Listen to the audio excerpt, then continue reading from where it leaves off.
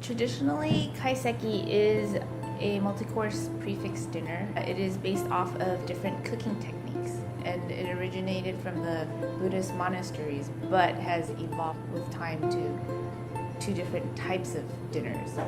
The original one is vegetarian based. It's very simple. It celebrates like a tea ceremony, whereas the newer version of it is they call it a banquet style type of dining, and it's more elaborate, more sophisticated in ways that they're using a lot more complex ingredients.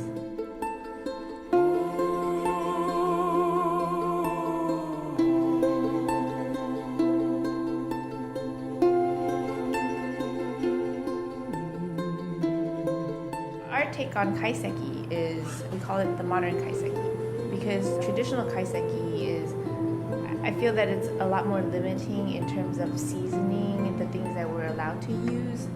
Not so much allowed to use, but the flavorings have to be purely Japanese in style, Japanese taste, Japanese flavors, Japanese seasonings. There's no use of other ingredients that may be outside of that. So for us to do a modern take on it means we're allowed to be a little bit more flexible with our ingredients usage.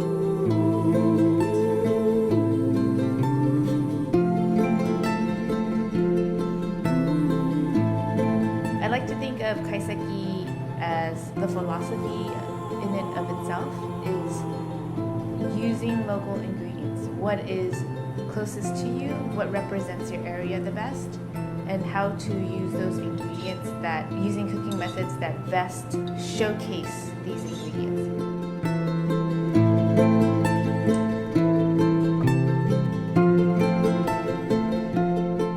When I think of Kaiseki for us, of course, we're gonna base a lot of it with California ingredients, California vegetables. For example, we use uni from Santa Barbara, sweet shrimp from Santa Barbara. We use abalone from the Monterey Bay. Things of such that are representative of what is local to us. So we take the philosophy of Kaiseki, but we don't do it in the way that, oh, we're doing a Japanese Kaiseki. We're doing Kaiseki, yes, we're doing all the ideas of Kaiseki, but within our environment.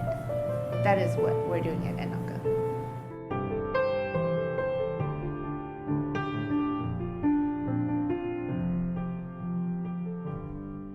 I think when we create a menu, we have to think about it in terms of the whole menu.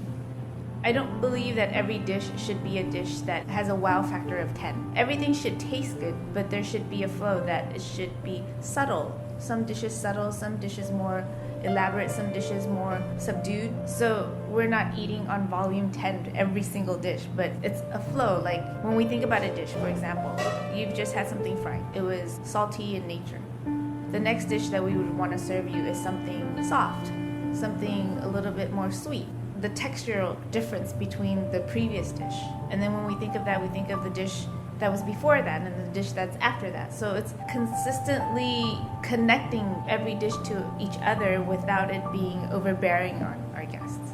So if you had a dish that was completely repetitive in flavor and texture, on and on and on and on, I believe that that would make somebody tired of eating. Because it is such a long course, we have to be thoughtful throughout the process.